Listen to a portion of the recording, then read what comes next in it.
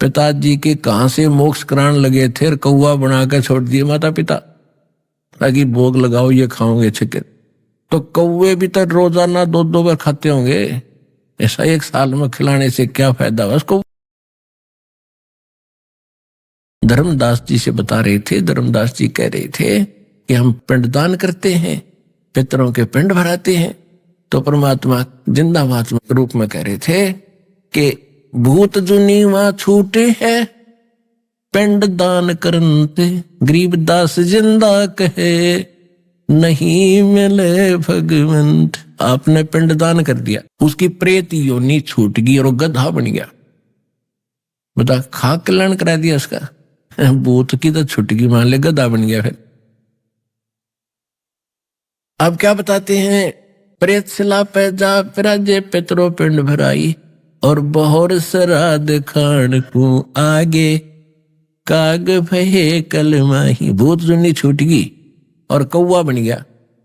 अब श्राद्ध निकालते हैं, जब कहते हैं छत पर कुछ भोजन रखो और कौवे ने खा लिया तो श्राद्ध सफल। क्यों कि हो सकता है तुम्हारे पिताजी माताजी कौवा बन गए हो। आ गया, हाँ ये देखो भोग लग गया, बस शांत हो गए, वाह वाह श्राद्ध सफल हो गया, खाक सफल हो गया। यो भगवान हे परमात्मा, अब रोना आता है दास को जब ये ज्ञान हुआ। अब कहां से मोक्ष कराने लगे थे कि अस्थियां उठाओ मृत्यु के पास, उपरांत शमशान घाट से अस्थियां उठाओ। किस लिए? इसका गति करा का हो, गंगा में डालो। वह पंडित जी के माध्यम से, अग्नि गुरु जी के माध्यम से जंतर मंत्र बोल के कुछ दान धर्म करके होगी गति। और फिर नो के इसकी 13वीं करो। किस लिए गति होगी? 13वीं के बाद पहले 1-1 महीने का लठ गाड़ रखा था इन्हें, आए महीने कराया करते थे, 1 साल तक चलता। और फिर साल वर्ष के दिन फिर एक और काम करना, पूरा मजबूत जुगाड़ वर्षी मनानी। उसके बाद फिर कुछ दिन में कहते श्राद्ध शुरू कर दो, वो पितर बन गया। और वहां श्राद्ध से भी क्या था कि गति होगी, क्या रहेगा, यो दुख ना पाओगा। और फिर क्या कहते हैं कि श्राद्ध निकालो और तेरे पिताजी हो सकता कौवा बन गए हो। लगे थे गति करान, कहां से कौवा बना के छोड़ दिया, या गति करा दी इन्होंने।